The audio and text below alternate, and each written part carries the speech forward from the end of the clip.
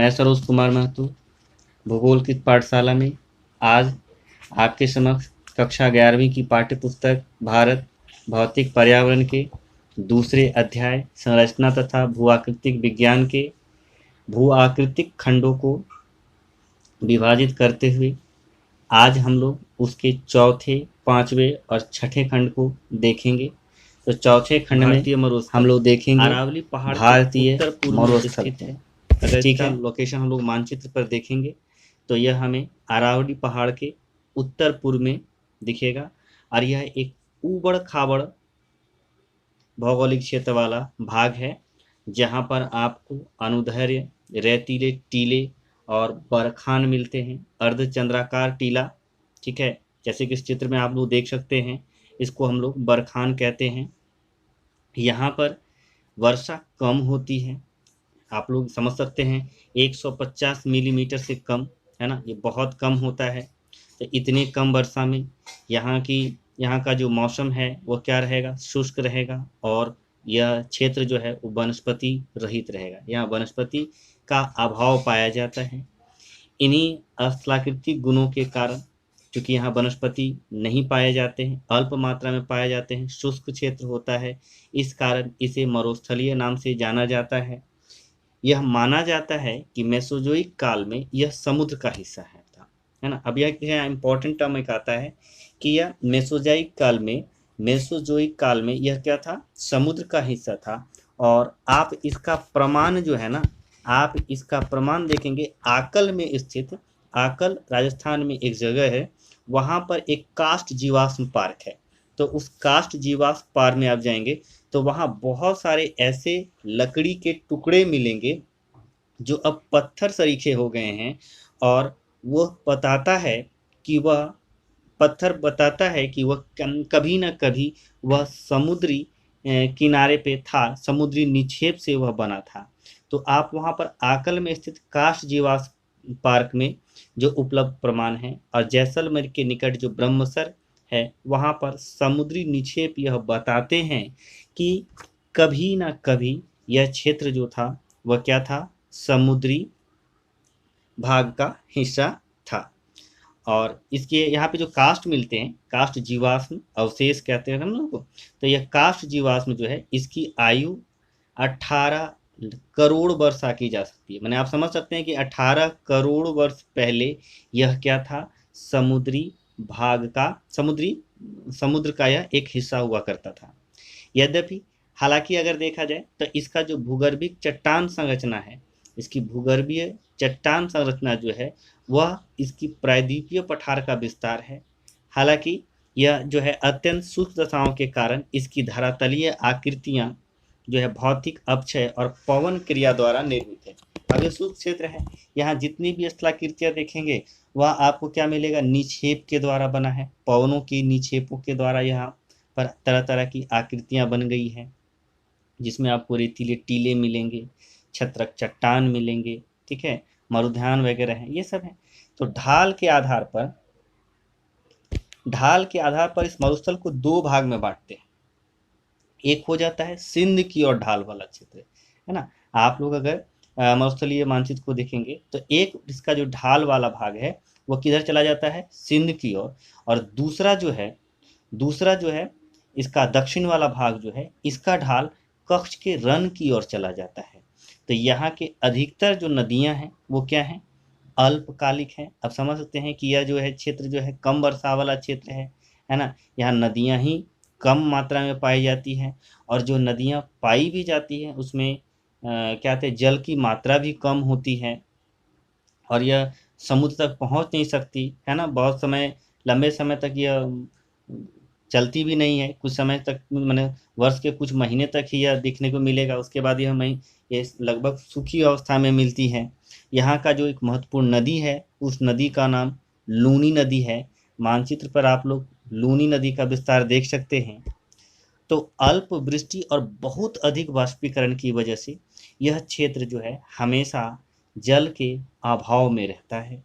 और कुछ जो नदियां हैं वो नदियां भी बता ही चुके हैं कि वो बहुत ही कम जल मात्रा लिए रहती है और जो रहती भी है वह भी कुछ समय तक टिकती है और आगे अगर तय कर रहे हैं तो दूरी तय करने पे यह क्या हो जाती है, लुप्त हो जाती है, खत्म हो जाती है। मैंने कहने मतलब इसमें जल का अभाव पाया जाता है।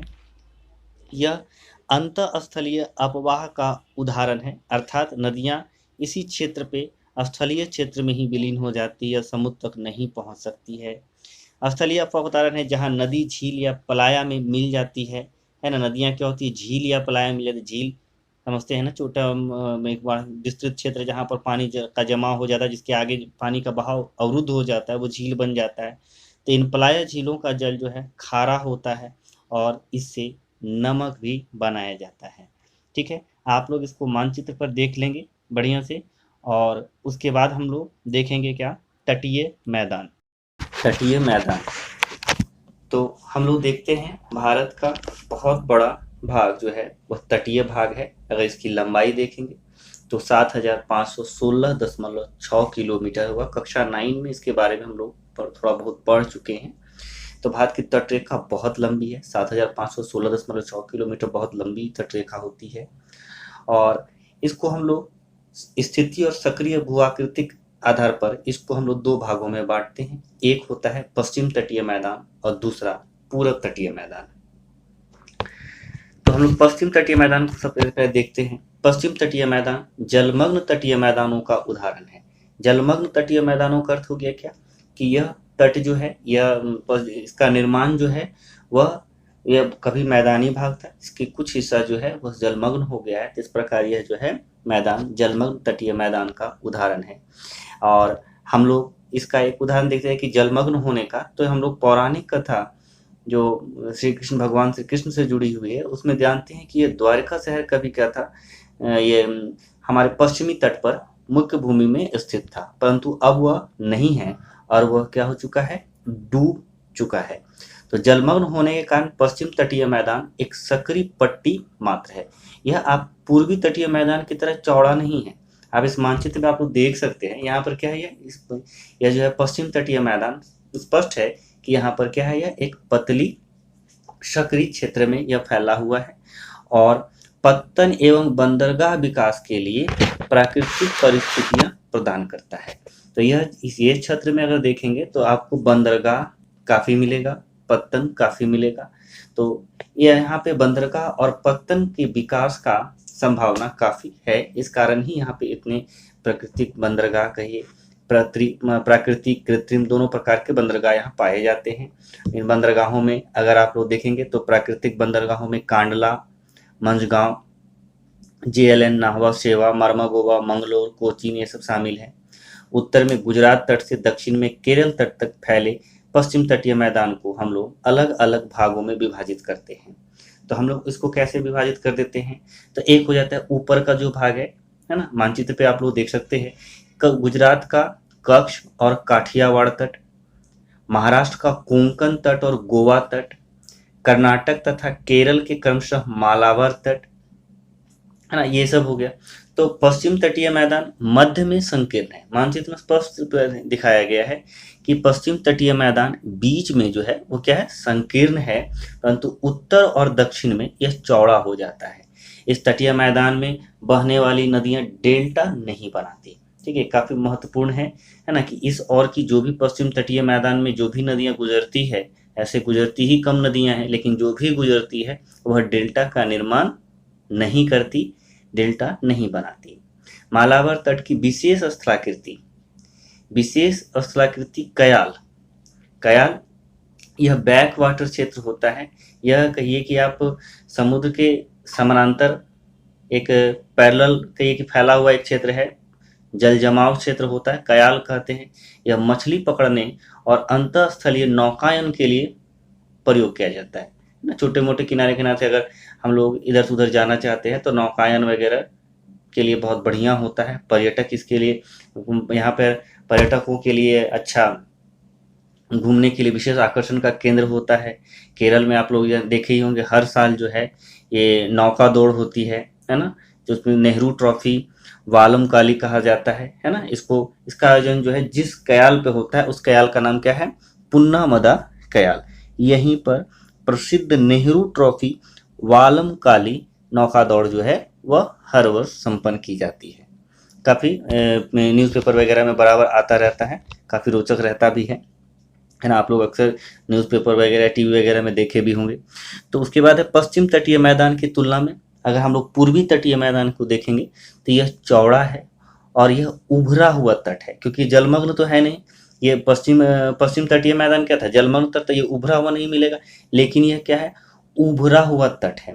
तो पूरब की ओर बहने वाली बंगाल की खाड़ी में गिरने वाली नदियां यहाँ लंबे चौड़े डेल्टा बनाती है। देखिए कि आप एक अंतर भी देख लिए यहाँ पे कि पश्चिम तटीय मैदान जो है वह डेल्टा नहीं बनाती है, लेकिन यह क्या बनाती है, लंबा चौड़ा डेल्टा बनाती है, जिसमें आपको महानदी का डेल्टा देखने के लिए मिल जाएगा, गोदावरी, कृष्णा, कावेरी, इन सब का डेल्टा मिलता है। अच्छा, उभरा तट होने के कारण यहाँ का पत्तन और पोताश्रय यहाँ पर कम है। ठीक है, ये तट उभरा हुआ है, इसलिए यहाँ पर क्या है, पत्तन और पोताश्रय का विकास नहीं किया जा सकता। ठीक है, उभरे तट पर पोताश्रय और पत्तन नहीं विकास होता है। यहाँ पर महाद्वीप सेल की चौड़ाई, आप महाद्वीप सेल समझ जाइए इस मानचित्र से देखकर, है ना, कि यहाँ पर महाद्वीपीय सेल्फ दिखाई गई है। तो महाद्वीपीय सेल्फ की चौड़ाई क्या है, 500 किलोमीटर है।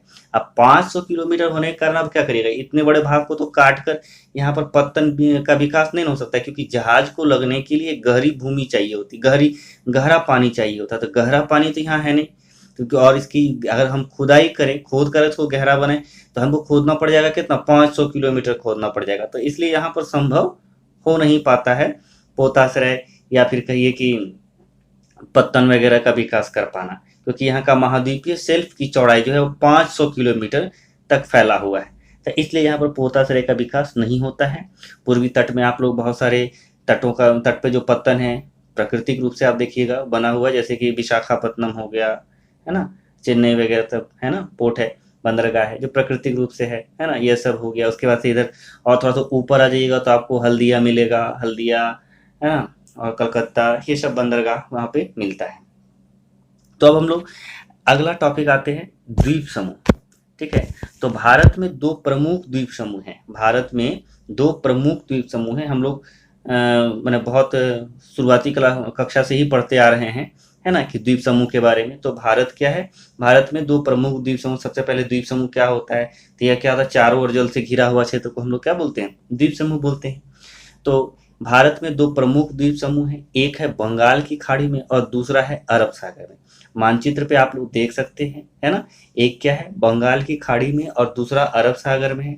तो बंगाल की खाड़ी में जो द्वीप है ना, उसमें तो द्वीप का मतलब ये ऐसा नहीं कि एक ही द्वीप है, हम लोग भले इसको द्वीप कहते हैं, बल्कि असल में ये क्या होता है, द्वीप समूह होता है। तो ये जो बंगाल की खाड़ी में जो द्वीप है उसमें 572 द्वीप हैं, और ये द्वीप जो है 6 डिग्री उत्तर से 14 डिग्री उत्तर और 92 डिग्री पूरब से 94 डिग्री पूरब के बीच में स्थित है। ठीक है, तो इसका हम लोग जो है भौगोलिक स्थिति हम लोग समझ गए, है ना, कि भौगोलिक स्थिति क्या है, 6 डिग्री उत्तर से 14 डिग्री उत्तर और 92 डिग्री पूरब से 94 डिग्री पूरब के बीच स्थित है। रीची द्वीप समूह और लबरिंथ द्वीप, रीची द्वीप समूह और लबरिंथ द्वीप यहाँ के दो प्रमुख द्वीप समूह हैं।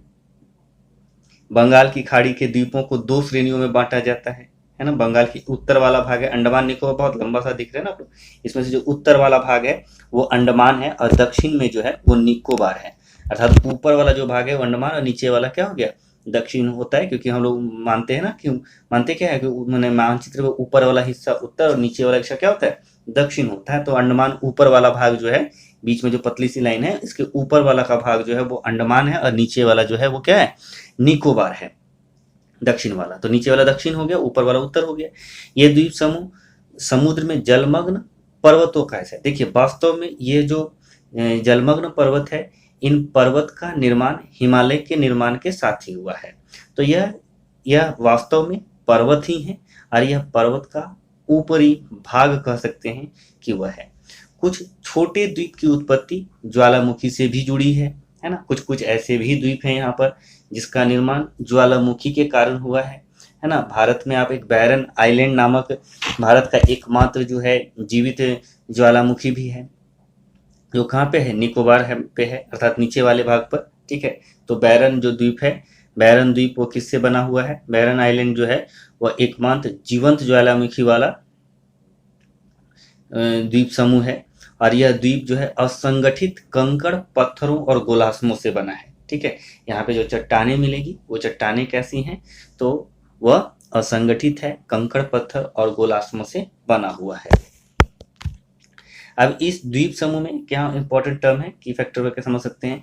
इस द्वीप समूह की मुख्य पर्वत चोटियों में सैडल चोटी उत्तरी अंडमान में, ये इसकी ऊंचाई 738 मीटर, माउंट डियोवली मध्य अंडमान में यह 515 मीटर है। उसी तरह से माउंट कोयो 460 मीटर, माउंट थुइलर यह 642 मीटर, ये सब है। यहाँ की जो ऊंची ऊंची पर्वत चोटियां हैं उन सब चीजों के बारे में हो गया।